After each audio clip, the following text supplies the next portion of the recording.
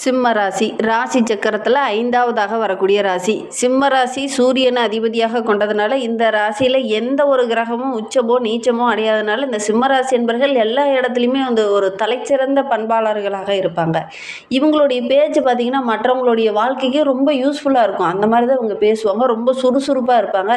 எதையுமே வந்து டக்குன்னு முடிவெடுக்கக்கூடிய ஒரு வேகமான சிந்தித்து செயல்படக்கூடிய அந்த ஆளுமை திறன் பெற்றவங்களாக இந்த சிம்மராசி என்பர்கள் இருப்பாங்க. நல்ல ஒரு வலுவான உடல் உள்ளவங்களாக இருப்பாங்க. அதே நேரத்தில் இந்த சிம்மராசி என்பர்கள் எந்த காரியத்தில் இறங்கினாலும் அது மற்றவங்களுக்கு யூஸ்ஃபுல்லாக இருக்கிற மாதிரி தான் இறங்குவாங்க. இவங்களுக்கு வந்து இலகிய மனம், அதே மாதிரி மற்றவங்களுக்கு உதவணுங்கிற ஒரு எண்ணம், எல்லோருக்கிட்டையுமே நல்ல ஒரு இதமாக பேசக்கூடிய அந்த மனோபக்குவம் படைத்தவங்களாக இந்த சிம்மராசி என்பர்கள் இருப்பாங்க. காட்டுக்கு ராஜாவா சிங்கம் இருந்தாலும் அந்த கூட்டத்துக்கு அவர் தான் தலைவர். அங்கே இருக்கிற அத்தனை பேர்த்துக்கும் வந்து எந்த பாதிப்பும் வரக்கூடாது அப்படின்னு நினைக்கக்கூடிய ஒரு நபர்களாக இந்த சிம்மராசி என்பர்கள் இருப்பாங்க அப்படின்னே சொல்லலாம். ஒரு கூட்டத்தில் இவங்களுடைய பேச்சுக்கு நல்ல ஒரு மதிப்பு இருக்கும். அந்த அளவுக்கு அன்பாக பேசக்கூடியவங்க, எல்லோருக்கும் நல்லது கெட்டதை விளக்கமாக சொல்லி புரிய வைக்கக்கூடிய ஒரு நபர்கள். இவங்க கொஞ்ச நேரம் அந்த இடத்துல இல்லைனா கூட எங்கப்பா அவன் போயிட்டான் அப்படின்னு தான் கேட்பாங்க. அந்த மாதிரி பேசக்கூடிய ஒரு நபர்கள் தான் இந்த சிம்மராசி என்பர்கள். இவங்களுக்கு இந்த விளம்பரம் செய்கிறது, அதே மாதிரி கம்பீரமாக பேசுறது, நான் அதெல்லாம் பண்ணினேன் அப்படிங்கிற மாதிரி அந்த இடத்துல நான் புகழாரம் சூட்டிக்கிறது, இதெல்லாம் இந்த சிம்மராசி என்பர்களுக்கு ஒருபோதும் பிடிக்காது. அதை இவங்க விரும்பவும் மாட்டாங்க. இந்த சிம்மராசி என்பர்கள் எல்லா இடத்துலையுமே ரொம்ப அன்பாக இருப்பாங்க. இவங்களுடைய செயல், வேகம், பேச்சு இது எல்லாமே ஒரே மாதிரி தான் இருக்கும். இவங்களுடைய பேச்சு பார்த்திங்கன்னா மற்றவங்களுக்கு ரொம்ப பிரயோஜனமான வகையில் இருக்கும். அந்த மாதிரி தான் இவங்க பேசுவாங்க. சமூக சேவையில் கொஞ்சம் ஈடுபாடு உடையவங்களாக தான் இந்த சிம்மராசி என்பர்கள் இருப்பாங்க. சமுதாயத்துக்கு ஏதாவது செய்யணும் அப்படிங்கிற ஒரு எண்ணம் இவங்களுக்கு இருக்கும். பொதுவாக பார்த்திங்கன்னா இந்த சிம்மராசி என்பர்கள் ஒரு வீட்டில் இருக்காங்க அப்படின்னா அவங்கள சார்ந்து இருக்கக்கூடிய அந்த குடும்பங்களுக்கு எல்லாத்துக்குமே இவங்க ரொம்ப யூஸ்ஃபுல்லாக இருப்பாங்க. இவங்களுடைய கருத்துக்கள் எல்லாமே அவங்களுக்கு ரொம்ப யூஸ்ஃபுல்லாக இருக்கும். அந்த மாதிரி தான் இவங்க இருப்பாங்க அப்படின்னே சொல்லலாம். 10ஓடு 11 இருக்கிறது இவங்களுக்கு பிடிக்காது. இவங்களுடைய பேச்சு எப்படி இருக்குன்னா மற்றவங்களாம் இவங்களை பார்த்து வியந்து போகிற மாதிரி தான் இவங்களுடைய பேச்சு இருக்கும். அந்தளவுக்கு டேலண்டாக யோசிக்கக்கூடிய ஒரு நபர்கள்.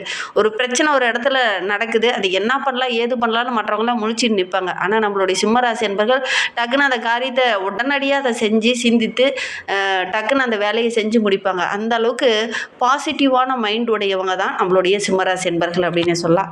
அதே மாதிரி மற்றவங்களை பார்த்த உடனே இவங்க இப்படி தான் இருப்பாங்க அப்படின்னு சாமர்த்தியமாக புத்திசாலித்தனமாக அவங்க இப்படி தான் இருப்பாங்க அப்படிங்கிற மாதிரி கெஸ் பண்ணக்கூடியவங்களும் நம்மளுடைய சிம்மராசி என்பர்கள் தான் அப்படின்னு சொல்லலாம். வாழ்க்கையில் எதையை செய்தாலும் அதை சிறப்பாக செய்யணும், உயர்வாக செய்யணும் அப்படிங்கிற ஒரு இயற்கையான குணம் படைத்தவங்க தான் நம்மளுடைய சிம்மராசி என்பர்கள் அப்படின்னு சொல்லலாம். இந்த சாதனை செய்ய பெரும்பாலும் இவங்களுக்கு இறை அருள் வந்து பக்கபலமாக இருக்கும். இவங்களே பார்த்திங்கன்னா அதிகமாக ஆன்மீகத்தில் அதீத ஈடுபாடு உடையவங்களாக தான் இந்த சிம்மராசி என்பர்கள் இருப்பாங்க. இவங்களுடைய தாய் தந்தையாரோட அன்பு ஆதரவு எப்பவும் கிடைக்கும். அதே நேரத்தில் இவங்களே பார்த்திங்கன்னா தாய் தந்தையாரை வணங்கிட்டு தான் மற்ற தெய்வங்களையே வழிபடுவாங்க. அந்தளவுக்கு தாய் தந்தையார் மீது ஒரு பற்று, பாசம், ஒரு கனிவு இதெல்லாம் இவங்களுக்கு அதிகமாகவே இருக்கும் அப்படின்னு சொல்லலாம். ஏன்னா இவங்களுக்கு இயற்கையாகவே இந்த சுபாவம் இருக்கும். இயற்கையாகவே பார்த்திங்கன்னா இந்த சிம்மராசி என்பர்களுக்கு இரக்க குணம் அதிகம் இருக்கும் அப்படின்னு சொல்லலாம். எதா இருந்தாலும் அந்த வெள்ளந்தியாக பேசக்கூடியவங்க, எதா இருந்தாலும் இதயத்திலிருந்து பேசக்கூடியவங்க, இதயத்திலிருந்து அந்த அன்பை காட்டக்கூடியவங்க, தர்ம சிந்தனையும் இரக்க உணர்வும் அதிகம் உள்ள ஒரு ராசியில் இந்த சிம்மராசி அப்படின்னு சொல்லலாம். அதே மாதிரி இவங்கக்கிட்ட அந்த அதிகார தோரணையெல்லாம் எங்குமே செல்லுபடியாகாது. அன்பாக சொன்னீங்கன்னா எல்லா விஷயத்தையும் செய்வாங்க. அதிகாரமாக சொன்னீங்கன்னா எந்த விஷயத்தையுமே இந்த சிம்மராசி என்பர்கள் செய்ய மாட்டாங்க அப்படின்னு சொல்லலாம். இவங்களை ஒரு லட்சியவாதிகள் அப்படின்னு கூட சொல்லலாம். இவங்களுக்கு வருகின்ற 7 நாட்களில் ஒரு சில மாற்றங்கள் நிகழப்போகுது. அது குடும்ப ரீதியாவா, வியாபார ரீதியாவா, தொழில் ரீதியாவா, எந்த ரீதியாக அந்த மாற்றங்கள் நிகழப்போகுது, குறிப்பாக நிதி ரீதியாவா அப்படிங்கிறத விளக்கமாக சொல்லியிருக்கோம். நிச்சயமாக நல்ல ஒரு யூஸ்ஃபுல்லான வீடியோவை தான் இந்த வீடியோ உங்களுக்கு இருக்கும். அதனால் வீடியோவை கடைசி வரைக்கும் பாருங்கள். நீங்கள் இப்போ தான் ஃபஸ்ட் டைமாக நம்ம சேனலை பார்க்குறதா இருந்தால் நம்ம சேனலை சப்ஸ்கிரைப் பண்ணிவிட்டு கூடவே இருக்கிற பெல் ஐக்கானே கிளிக் பண்ணிக்கோங்க. அப்போ தான் நாங்கள் போடுற ஒவ்வொரு வீடியோவுமே உங்களுக்கு நோட்டிஃபிகேஷனாக வரும். நீங்கள் சிம்மராசி என்பராக இருந்தால் மறக்காமல் நம்மளுடைய சேனலுக்கு ஒரு லைக் கொடுத்துட்டு உங்களுடைய உறவுகள் வகையில், நண்பர்கள் வகையில் யாராவது சிம்மராசி என்பர்கள் இருக்காங்க அப்படின்னா மறக்காமல் இந்த வீடியோவை அவங்களுக்கும் ஷேர் பண்ணிவிடுங்க. சிம்மராசியில் நீங்கள் எந்த நட்சத்திரத்தில் பிறந்தீங்க, உங்களுடைய இஷ்ட தெய்வ பெயர் என்ன, உங்களுடைய குலதெய்வ பெயர் என்ன அப்படிங்கிறத மறக்காமல் எங்களுடைய கமெண்ட் பாக்ஸில் தெரிவிங்க. உங்களுக்கு ஜோதிட ரீதியாக ஏதாவது சந்தேகம் இருக்குது, உங்களுடைய ஜனன ஜாதகத்தை ஏதாவது பார்க்கணும் அப்படின்னா டிஸ்கிரிப்ஷனில் ஜோதிடரோட வாட்ஸ்அப் நம்பர் கொடுக்கப்பட்டிருக்கு. அந்த நம்பருக்கு கால் பண்ணி முன்பதிவு செஞ்சுக்கோங்க. உங்களுடைய சந்தேகம் சந்தேகங்களுக்கு நல்ல ஒரு தீர்வு கிடைக்கும். இந்த சிம்ம ராசியில் மகம், பூரம், உத்திரம், ஒன்றாம் பாதம்லாம் இந்த சிம்ம ராசியில் அடங்கும். இவங்களுக்கு வருகின்ற நாட்களுடைய கிரக அமைப்புகள் எப்படி இருக்குது அப்படின்னு பார்த்துட்டு இவங்க எந்த விஷயத்தில் கவனமாக இருக்கணும் அப்படிங்கிறதையும் பார்க்கலாம். வருகின்ற நாட்களுடைய கிரக அமைப்புன்னு பார்த்துக்கிட்டிங்கன்னா, ராசியில் சிம்ம ராசிக்கு கேது பகவான் கடந்த ஓராண்டுகளாக இருந்து நிறைய இன்னல்களை கொடுத்துட்டு இருக்கிறார். சுகஸ்தானத்தில் சந்திரன், கலஸ்திரஸ்தானத்தில் ராகு பகவான், அஷ்டமஸ்தானத்தில் சனி பகவான், பாக்கியஸ்தானத்தில் செவ்வாய், தொழில் ஸ்தானத்தில் சூரியன், லாபஸ்தானத்தில் புதனும் சுக்கிரனும், ஐனசைன போகஸ்தானத்தில் குரு பகவான். இந்த மாதிரி கிரக அமைப்புகள் நம்மளுடைய சிம்மராசி என்பவர்களுக்கு வருகின்ற நாட்களில் இருக்குது. அதனால் என்னென்ன நற்பலன்கள் உங்களுக்கு கிடைக்கும் அப்படின்னு பார்த்தீங்கன்னா, சின்ன சின்ன விஷயத்துக்கு கூட இந்த காலகட்டத்தில் கோபம் வரலாம். ஏன்னா ராசியில் கேது இருக்கிறார். அதனால் சின்ன சின்ன விஷயத்துக்கு கூட கோபம் வரும். நிதானமாக செயல்படுங்க. நிறைய நன்மைகள் உங்களுக்காக காத்துட்ருக்கு. பண வரத்து ஓரளவுக்கு சிறப்பாக இருக்குது. வேற்றுமொழி பேசுகிற நபர்களால் ஒரு சில நன்மைகள் உங்களுக்கு கிடைக்க போது, ஒரு சில தொழிலே கூட நல்ல லாபம் கிடைக்கக்கூடிய யோகம் இருக்குது. இந்த காலகட்டத்தில் இந்த சிம்மராசி என்பர்கள் கொஞ்சம் கவனமாக இருக்கணும். அப்படின்னா ரொம்ப புத்திசாலித்தனமாக செயல்பட்டிங்கனாவே எல்லா விஷயமும் உங்களுக்கு சக்ஸஸாக அமையும். வேகத்தை விட விவேகம் இந்த காலகட்டத்தில் ரொம்ப முக்கியம். இந்த விவேகம் இருந்துச்சுன்னா ஓரளவுக்கு எல்லாத்தையுமே சமாளிக்கக்கூடிய ஒரு யோகமுள்ள நபராக இந்த சிம்மராசி என்பர்கள் இந்த காலகட்டத்தில் வருவீங்க.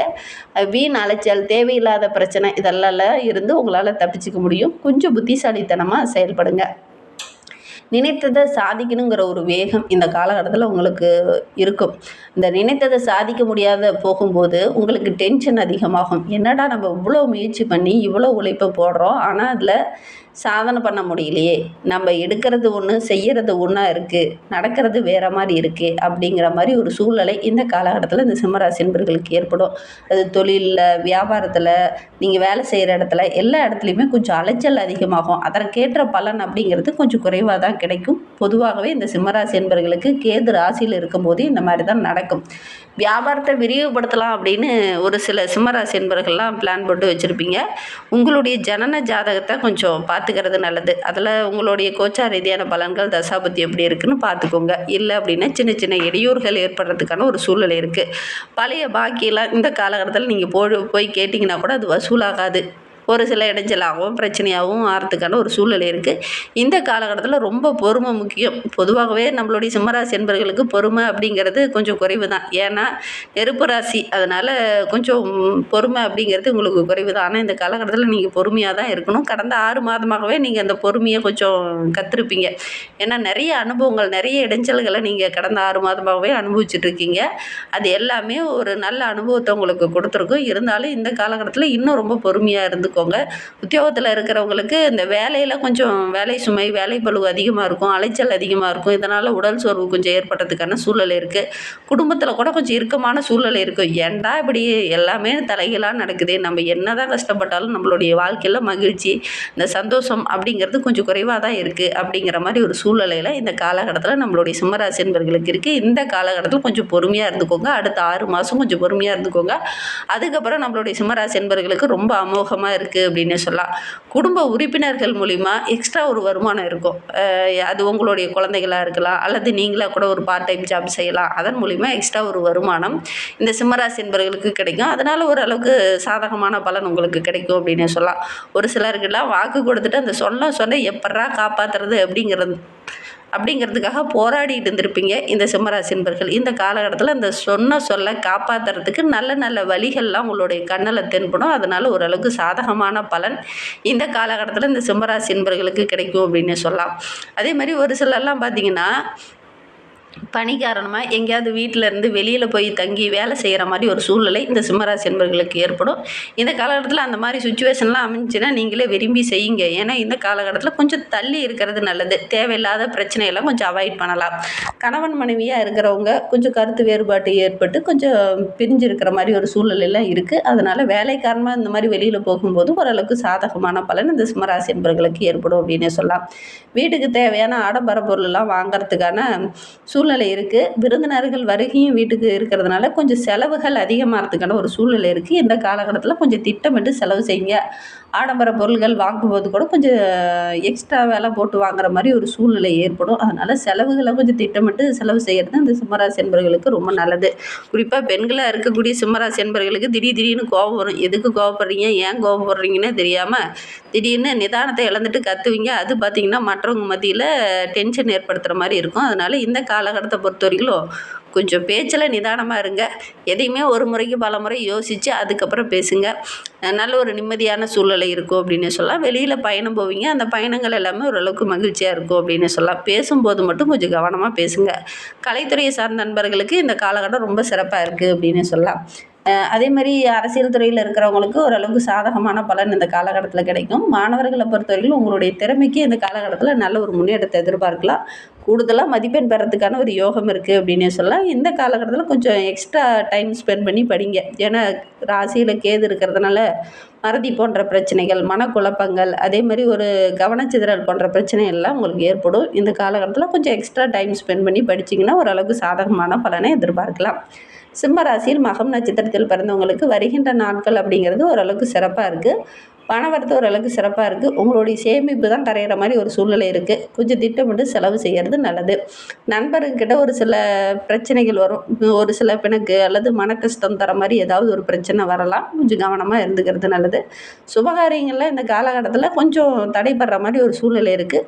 இருந்தாலும் நீங்கள் கொஞ்சம் முயற்சி பண்ணீங்க அப்படின்னா ஓரளவுக்கு சாதகமான பலன் கிடைக்கும். எல்லா இடத்துலையுமே கொஞ்சம் பொறுமையாக இருங்க. அவசரம் காட்ட வேண்டாம். பூரம் நட்சத்திரத்தில் பிறந்தவங்களுக்கு இந்த காலகட்டம் அப்படிங்கிறது ஆடை ஆபரணங்கள் வாங்கக்கூடிய யோகமான கிரக அமைப்பு. பெற்றோர் வகையில் ஏதாவது மருத்துவ செலவு வரதுக்கான சூழ்நிலை இருக்குது. ஒரு சிலர்லாம் வீடு வாங்கிறதுக்கான யோகம் இருக்குது. அந்த வீடு வாங்குறதன் மூலிமா உங்களுடைய நீண்ட நாள் ஆசை, இலட்சியம் இதெல்லாம் நிறைவேறும். தொழில் செஞ்சுட்டு இருக்கக்கூடிய பூரம் நட்சத்திரக்காரர்களுக்கு நல்ல லாபம் கிடைக்கும். வியாபாரத்தில் ஒரு புதிய கிளையை ஆரம்பிப்பீங்க. அதற்கான திட்டம்லாம் இந்த காலகட்டத்தில் போடுவீங்க. ஓரளவுக்கு சாதகமான பலன் கிடைக்கும் அப்படின்னே சொல்லலாம். உத்திரம் 1ஆம் பாதத்தில் பிறந்தவங்களுக்கு இந்த இழந்த செல்வாக்கை மீண்டும் பெறத்துக்கான அமைப்பு இருக்குது. உடல் ஆரோக்கியத்தில் மட்டும் கொஞ்சம் கவனமாக இருந்துக்கோங்க. ஏன்னா கடந்த 6 மாதமாக இருந்ததை விட இந்த காலகட்டத்தில் ஓரளவுக்கு சிறப்பாக இருக்குது. இருந்தாலும் இன்னும் ஆரோக்கிய விஷயத்தில் கொஞ்சம் கவனமாக இருங்க. வேலைப்பளு காரணமாக கரெக்டான நேரத்தில் உணவு உண்ண முடியாத சூழ்நிலையில் ஏற்படும். கொஞ்சம் கவனமாக இருந்துக்கிறது நல்லது. இன்னும் வாழ்க்கை ரொம்ப சிறப்பாக இருக்குது. ஞாயிற்றுக்கிழமையில் சிவபெருமானை வழிபட்டுட்டு வாங்க. சிவபெருமானுக்கு செம்பருத்தி அல்லது அரளி மலர்களால் அர்ச்சனை செய்து வழிபட்டுடுவாங்க. சூரியனை அர்ச்சனை செஞ்சு வழிபட்டுடுவாங்க. கண்டிப்பாக இதெல்லாம் உங்களுடைய வெற்றிக்கு வழிவகுக்கும். நம்பிக்கையோடு இதை செஞ்சு பாருங்கள். இந்த வீடியோவை முழுமையாக பார்த்ததற்கு மிகவும் நன்றி. தேங்க்யூ.